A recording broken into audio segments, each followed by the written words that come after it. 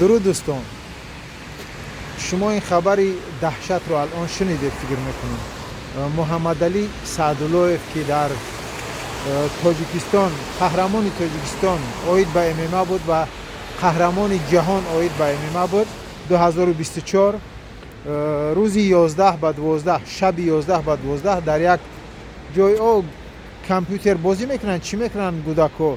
همون جدا جنگ میشوه، انا وای میخواه خلاص کنه، با کورچه میزننش، بیچاره میمیره.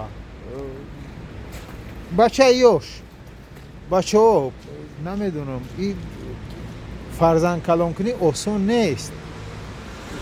خونی دل میخری، در شکمت نمیخری که با فرزند تا یکون چیز روی کنی، یکون چیز چی کنی.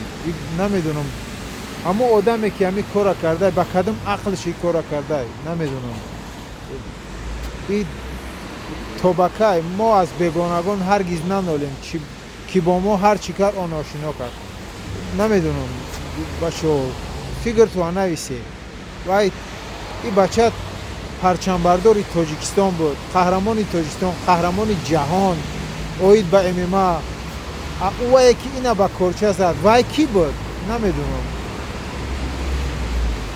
دوستان باید سر راه کار را گرفتن در کار. نمیدونم امو پدر و مادری امو بچه که اینا با کورچه زده و یا برای چی فرزند شاید تعلیم نمیتین. نمیدونم در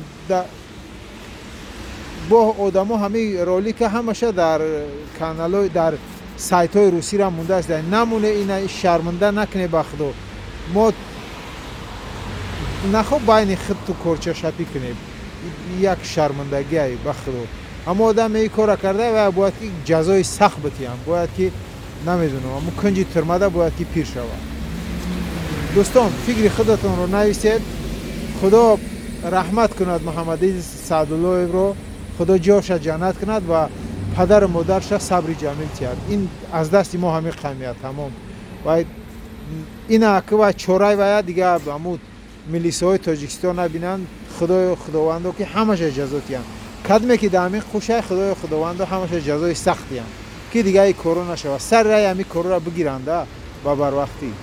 دوستان دعا کنید که در به خاطر محمد علی سعدالله‌یف دعا کنید. خداوندو جاش جنت کنه. آمین. دیگه هیچی گفتنی نیستم بخدا.